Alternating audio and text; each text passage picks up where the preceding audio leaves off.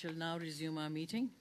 And with us at the table we have Ira Robinson, who's a distinguished professor emeritus, Department of Religions and Cultures at Concordia University. I now invite Dr. Robinson to make his presentation. Madam Chair, honorable senators, thank you for inviting me to appear before this committee. I will briefly introduce myself. I have retired 3 years ago after an academic career at Concordia University lasting 42 years. My scholarly expertise is in the field of Jewish studies. More specifically, much of my study, teaching, research, and publication over the period of approximately half a century has been in the area of Judaism and the Jewish community in Canada, and more generally, the Jewish community in North America. My chief claim to your attention is my book, A History of Anti-Semitism in Canada, published in 2015, which remains the most comprehensive guide to the phenomenon of anti-Semitism in Canada to date. Since the book has been published, I have continued to pay attention to the issue, and I have a personal archive that I am constantly adding to of print and electronic publications on the subject. I have been actively working in the last few months on 2 forthcoming publications: the chapter on Canada in the forthcoming Cambridge History of Anti-Semitism, and a supplement to my 2015 book. Scholar Jeffrey Herf has stated in a recent book published in 2023 that anti-Semitism currently contains no ideas that have not been often expressed from the mid-20th century on. And that is, I find that to be true.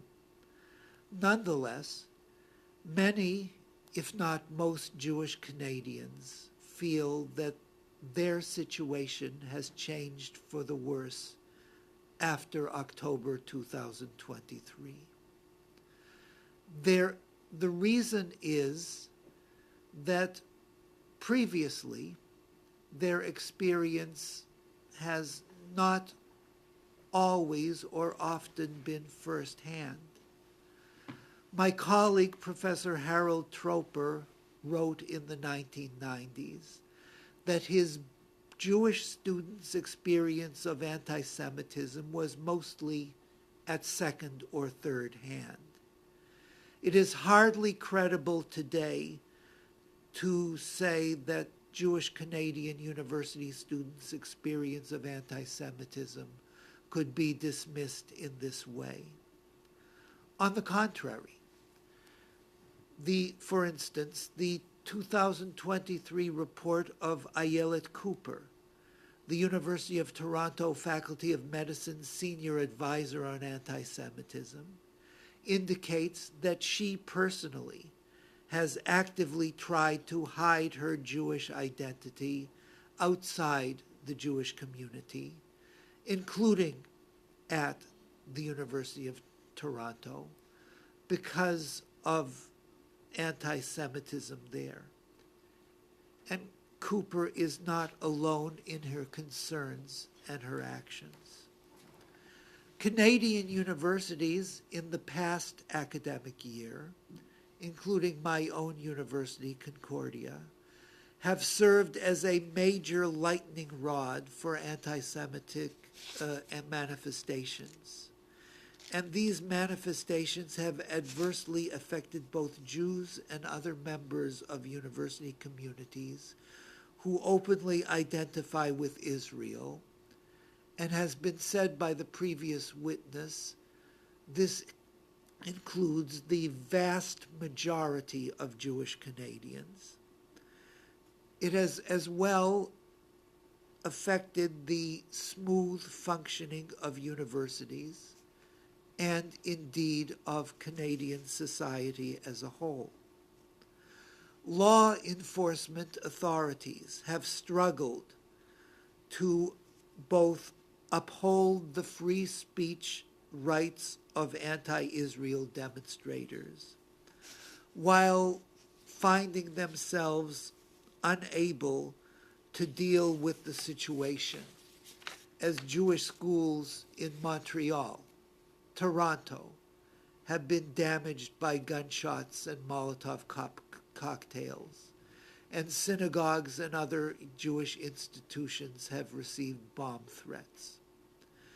Despite the rampant nature of these phenomena, a July 2024 article in the Globe and Mail by Michael Geist speaks of Jewish Canadians who have discovered that other Canadians often respond to their increased concerns about anti-Semitism with disbelief and denial.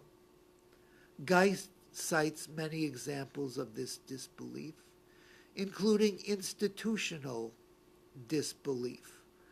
For instance, recently, the editors of Wikipedia have determined that the Anti-Defamation League, one of the premier agencies in the battle against anti-Semitism in North America, should not be considered a quote-unquote reliable source on anti-Semitism, largely due to its support of Israel.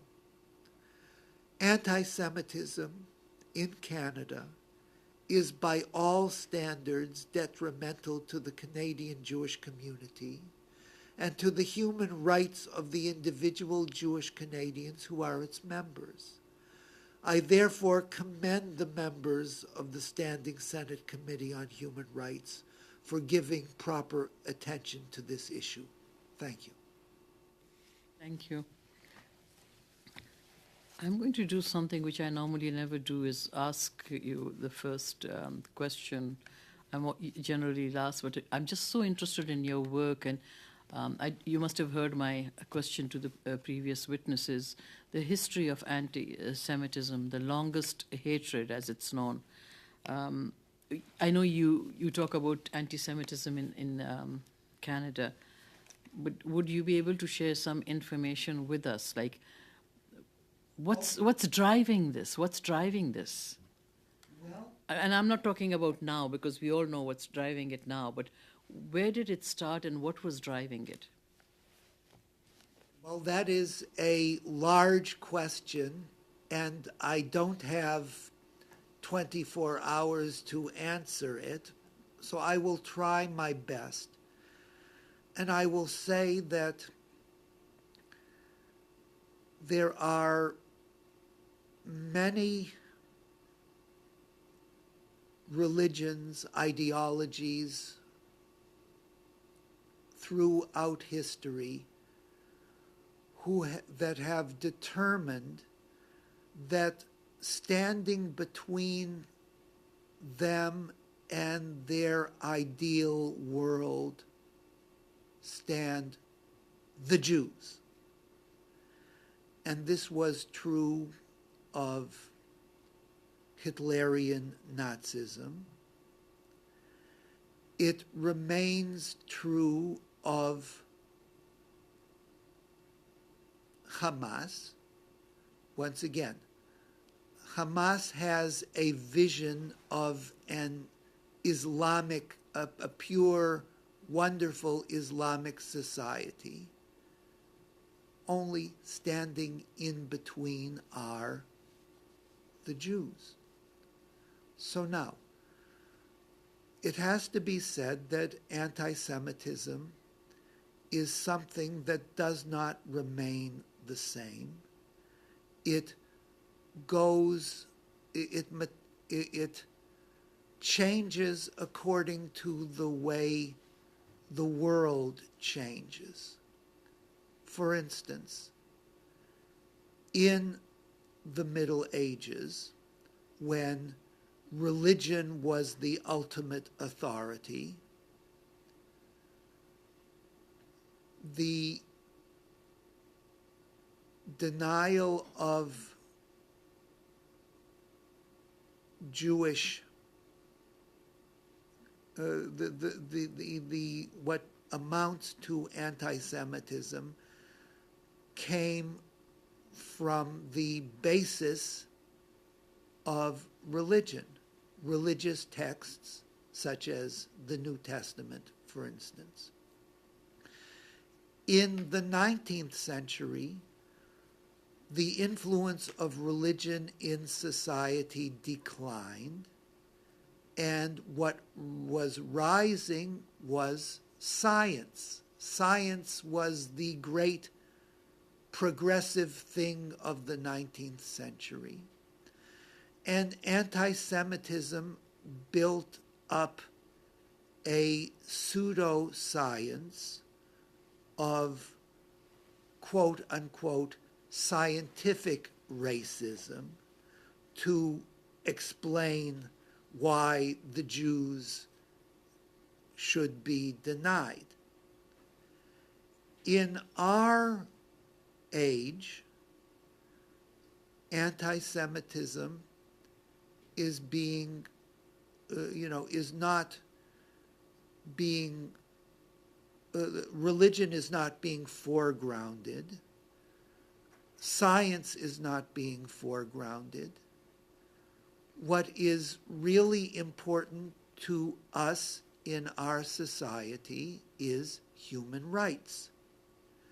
And anti-Semitism is being brought to the fore in what I would consider to be a perversion of the idea that the Jews are responsible for denial of, for instance, Palestinian human rights. Now, once again, it becomes, this is a long story, and it's a very involved story, and looking at anti-Judaism and anti-Semitism from what historians would call the longue durée, one sees that, one can see both continuity and change. And so when I mentioned the book by Jeffrey Herf, he is absolutely right. There is nothing that is being brought to the fore now that we didn't find a century ago. In fact, there was Holocaust denial before the Holocaust. In the 1930s, in Canada, leaders of the social credit movement in Alberta were saying Jews are faking the persecution of Jews in Germany for their own benefit. So once again, there was denial of Jewish persecution in Germany in the face of much press coverage in North America that this was the case. Anyway, you said, you could talk about it for 24 hours, but I don't have anything to do till 6 a.m. tomorrow morning, but I think you perhaps I think judging by the weather outside, some of the senators might want to be out of here. So I do have a list. The Deputy Chair, Senator Bernard, followed by Senator Arnott. I'll defer to Senator Arnott for the first question. Yeah. Thank you, Chair. Well, Professor Robinson, I think I'm going to give you a chance to expound some more here, I think, but which is good. But you have extensive research in Canadian Jewish history, and you've documented patterns of anti-Semitism. Would you please describe some of these patterns? You already have a little bit, but if you could, Could you also describe what you believe are the most enduring sources of anti-Semitism, the common denominators in the Canadian context? And how have they evolved or adapted in recent years? Okay. One of the key and probably most striking continuities in the history of anti-Semitism in general, but in Canada in specific, is the fact that anti-Semites do not wish to identify as such. Me, an anti-Semite, one of the more interesting things I got to do in my history of anti-Semitism in Canada was to allow anti-Semites to explain to the reader why they are not anti-Semites. And, both in Ontario, there was, in the 19th century, there was the quite renowned public intellectual Robertson Smith, who was a really important intellectual influence on the future Prime Minister of Canada, Mackenzie King, and who absolutely denied that he had any sort of prejudice. He just said, Jews are bad, and it's a fact. I'm not prejudiced.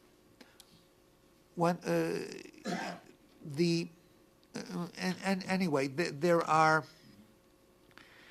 many aspects to anti-Semitism in Canada, and one of the more important things was the fact, what was one of the more important things I think that served to make Jews different for other Canadians was the vision the Canadian political leaders had of Canada in the 19th and the early 20th century. So, for instance, both in Quebec and in English Canada, there was an agrarian ideal. Good Canadians are farmers. We do not want immigrants to come to large cities and become part of an urban proletariat. We want farmers to come, preferably from the British Isles, of course, but farmers. And, well, Canada also, so Jews, though they established agricultural colonies in Saskatchewan particularly, but other places, in Quebec, in Manitoba, all over the place, nonetheless, most Jews were urbanites.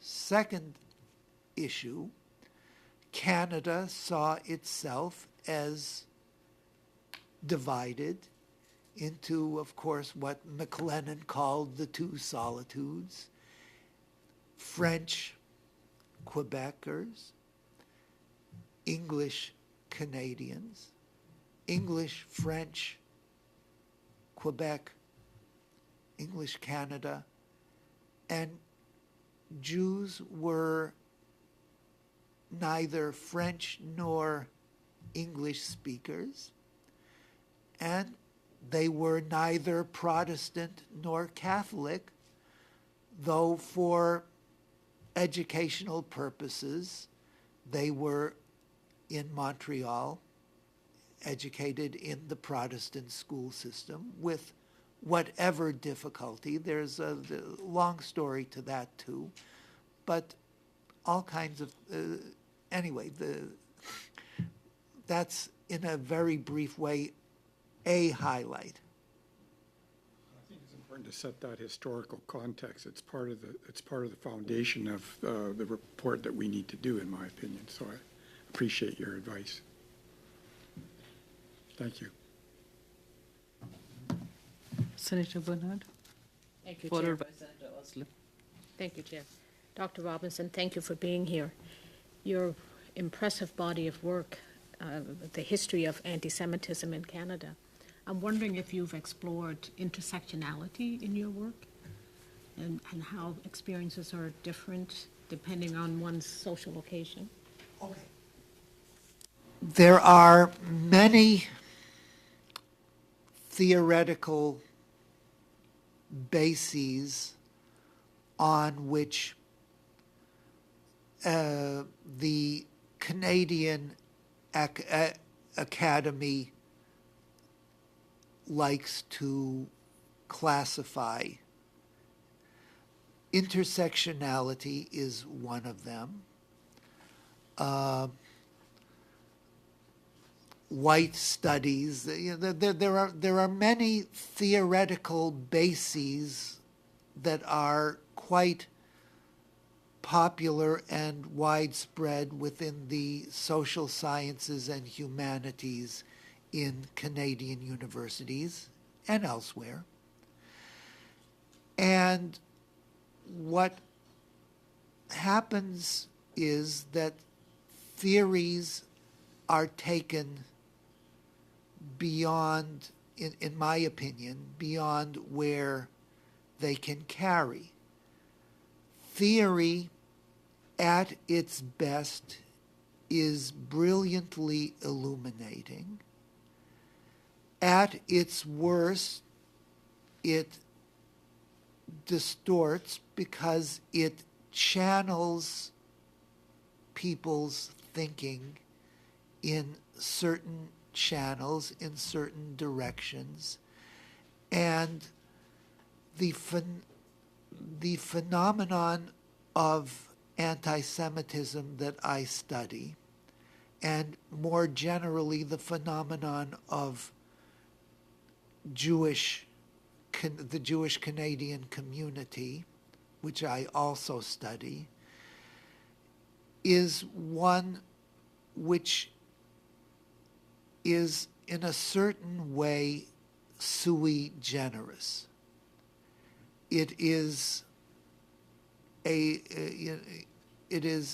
special case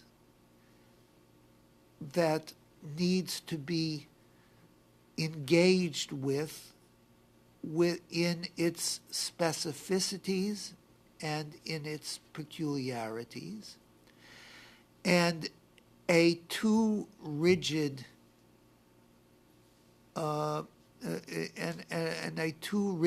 adherence to theoretical doctrine works to, in my opinion, to the detriment of a fuller understanding. And therefore, I would say, with what happens is that intersectionality, which ultimately says that everything is connected, has been, in itself is a quite reasonable idea, and yet a too rigid adherence to intersectionality leads somehow or other to leads somehow in the hands of anti-Zionist academics. It leads to a denial of what is, a blanket denial of Israel.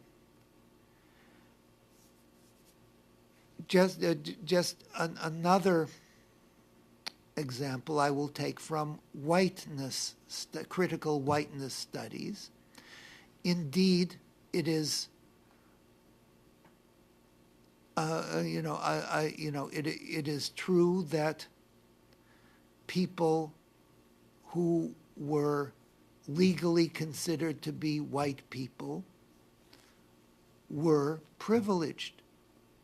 Absolutely, that is the absolute basis of truth on which critical white studies begins.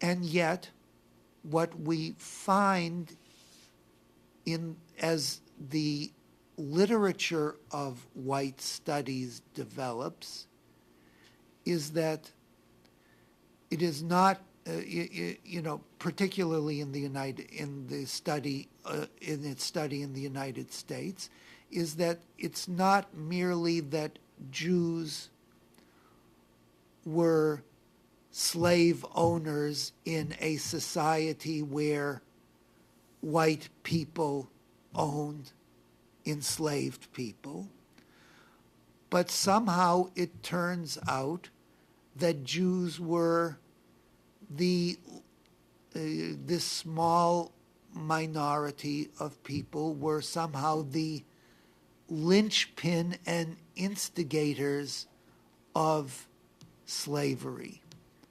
So once again, theory in theory, it can be brilliantly illuminating.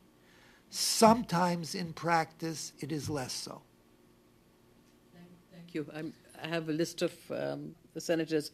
I should have mentioned that we have 5 minutes for questions and answers, so I have quite a few other senators. So we have Senator Osler, followed by Senator Senior. Thank you, Chair, and thank you, Professor, for being here today.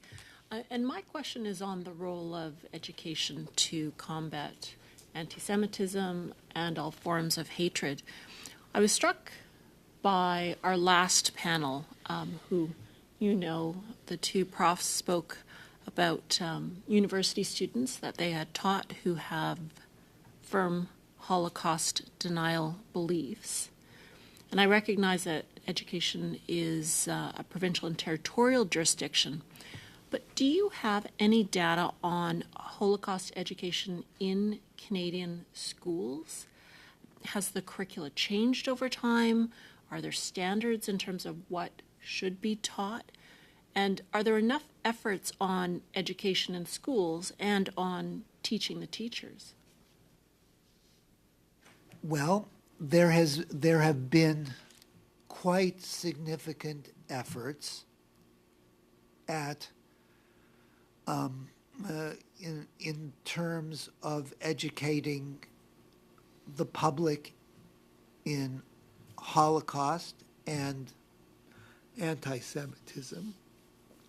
And one of the large factors in this has been the founding, starting in the late 20th century, of Holocaust museums in Montreal, in Vancouver, across this country. These are not mere museums. They are, they have in their mission statements to bring in as many students, primary grades, secondary grades. There are efforts beyond the beyond the Holocaust centers. I myself went to public school primary grades, grades 4 and 5, for instance, to talk about it. And once again, it requires great aforethought. How does one talk to fourth and fifth graders? And there are ways to do it, and no one is perfect. Certainly, I do not consider myself to be the last word in Holocaust education, but there are lots of individuals at all educational levels who are giving this thought, and yet we are seeing that the issue does not rest. Thank you. Thank you, Chair. Senator Senior. Thank you, Chair. I'm not quite sure I've gotten this question right, but let me take a stab at it because it's something that I've been observing, and I'm trying to understand the role that it plays in terms of anti-Semitism, but there's this seeming link between what I would call, forgive the term, Christian right in Canada and the U.S., very strong in the U.S., and strong support of Israel.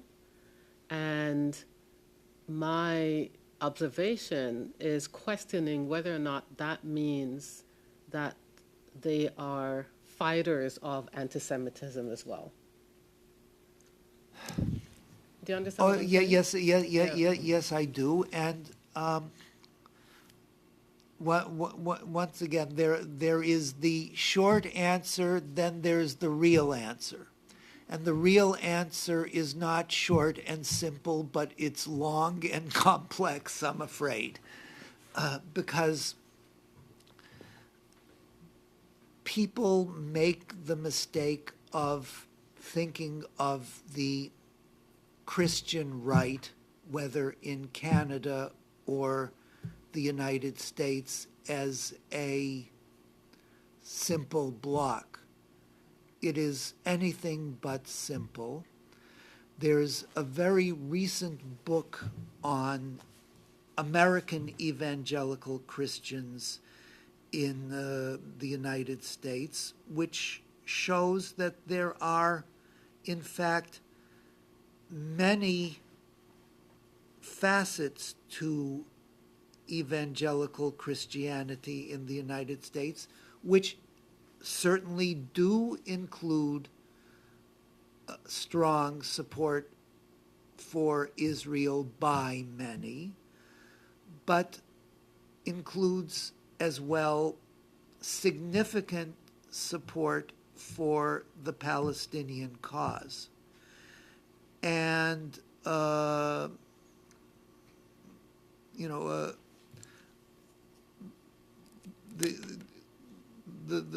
point is, nothing is blanket. In general, however, I would, as a simple generalization, I would say that many people who are motivated to be religious Christians in one way or another, not merely Protestants, but Catholic and Orthodox, committed Christians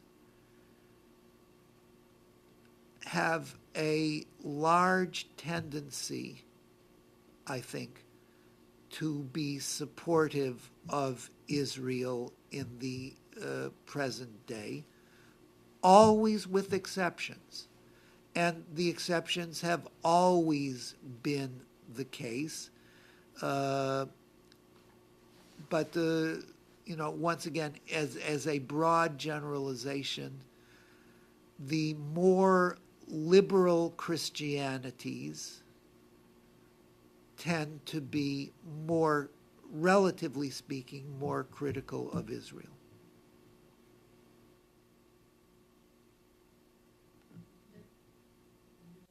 Do you have a follow-up?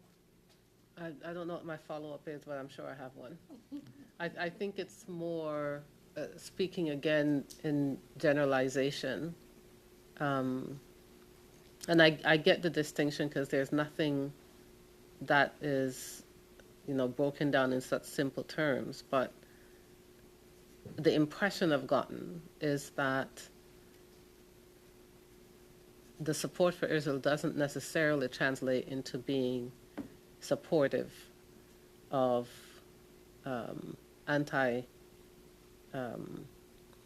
of work against anti-Semitism.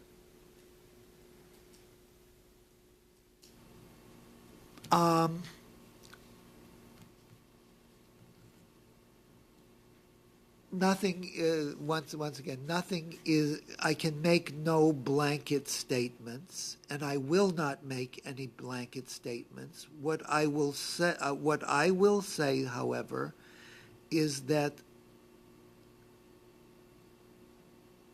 religiously committed Christians are a large source of non-Jewish allies of the Jewish community.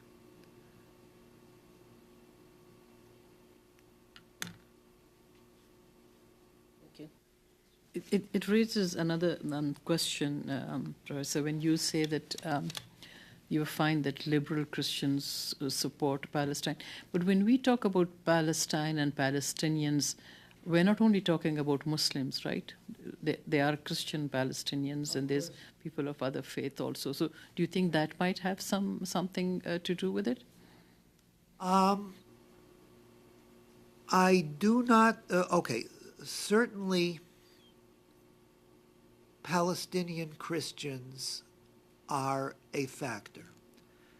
They are beleaguered from many sides, because on the one hand, they are Palestinians facing Israel, with all the tensions involved there, but they are also Christians in a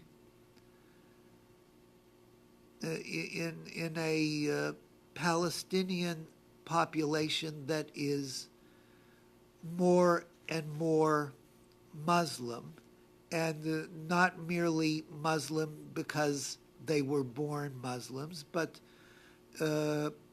Muslim in the terms of their societal vision. So their,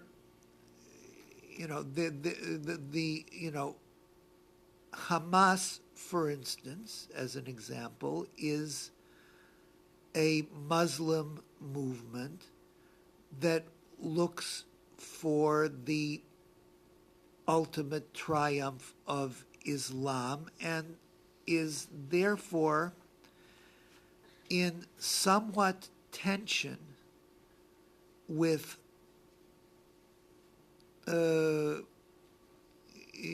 with Orthodox or Catholic or indeed Protestant Palestinians, whose community is, as a percentage of the Palestinian population, dwindling. There is and once again, that's a large and an extremely fraught subject, but this is part of it. Since your specialty is Canadian history, Canadian anti-Semitism, so you briefly touched that in the 1930s in Alberta you saw the rise of anti-Semitism. What happened then? Then after the Second World War, where did it go? Was it sort of it quieted down, and then like I'm just as a Okay, yeah. the short answer is that anti-Semitism did not quiet down. In fact, the period after the Second World War, from 1945 to the early 50s, was a continuation of the restriction of Jewish immigration into Canada, made famous by the book None is Too Many by Abella and Troper.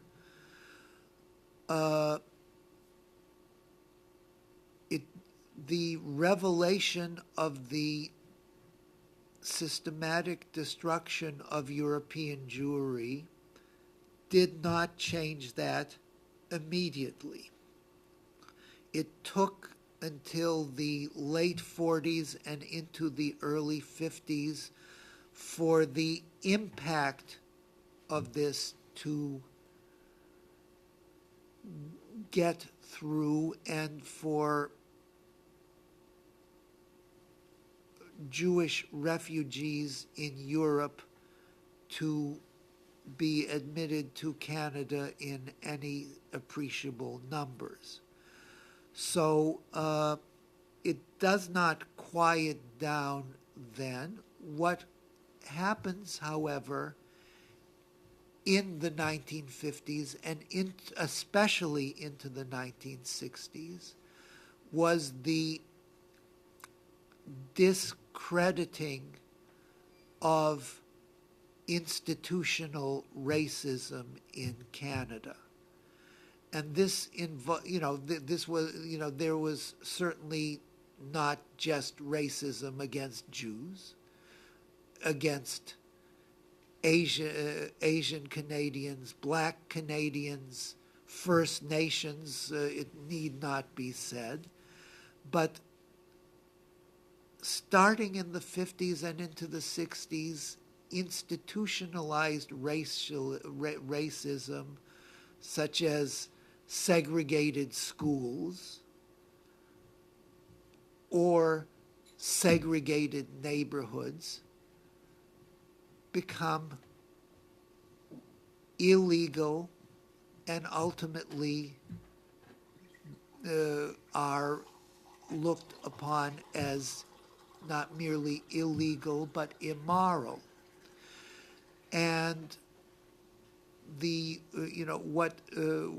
so the quieting down of anti-Semitism in Canada in the 50s and into the 60s is part of a larger story, a larger evolution of Canadian society, because once again, Canada is a society that never has stood still. It is always in an ongoing conversation, and this conversation can be very tense at times, but it is an ongoing conversation which takes us from a period where in Nova Scotia, Black Nova Scotians needed to go up to the balcony of the cinema to watch the movies. Canada does not stand still. It evolves, and it evolves in conversation. And conversations are never unidirectional.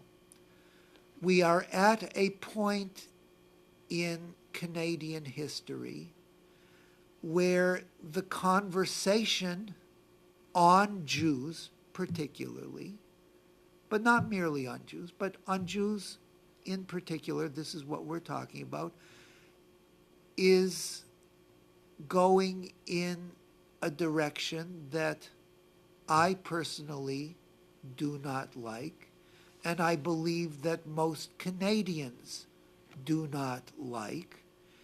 And as I started to say, I commend this committee for paying attention to some of the directions that the Canadian societal conversation is going, to see how we can possibly get the conversation going in different directions. The reason I asked these questions was because the panel before it said that there's many people who have an ignorance of anti-Semitism, who don't realize that, the conversations, that they'd never heard of it. So those who are watching, I want them to sort of understand that this is something that has been in Canada for some time. So those are the questions I was asking. Since we have you here, just to learn from your knowledge, because the previous panel mentioned also you were the authority on the history of anti-Semitism in Canada. So that was the reason I was asking. We want it to be a matter of public record. Thank you. Yes, Senator Anya. Can I ask you one Yes, of question? course you can. Professor Robinson, given your involvement in academic and community leadership, what specific policy changes or education initiatives would you recommend to combat anti-Semitism in an effective way today? Okay.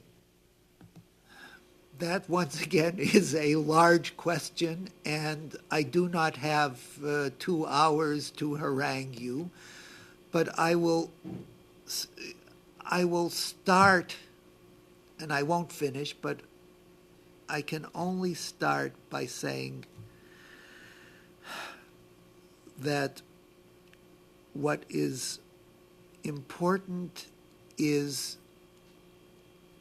not merely the language we use, but what comes after our wonderful statements.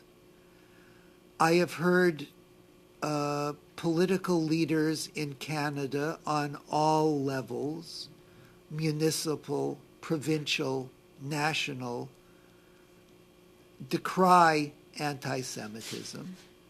And one of the great words that they use is unacceptable. All right, we can all agree that anti-Semitism in Canada is unacceptable. Then what? If the mayor of Montreal will say anti-Semitism is unacceptable, which he has, where is the next word, which is, now here's what we're going to do about it? It's easy to say unacceptable. It's agreeable to say unacceptable. And now comes, that's the easy part. The hard part is working out the details. And there, it need not be said, there needs to be a political will to go beyond saying it's unacceptable and actually utilizing the powers that law enforcement has, that the judiciary has. It's not a matter that there are no laws against hate speech in Canada. There sure are. There is a great hesitancy to use the powers of law enforcement or the powers of the judicial system. And that is because Canada is also a country that values freedom of speech and expression. So now where do you where do you go? How do you balance freedom of expression, freedom of speech, and protection of the human rights of communities like the community of Jewish Canadians? If I were smart, I would know the answer. I know how to present the problem.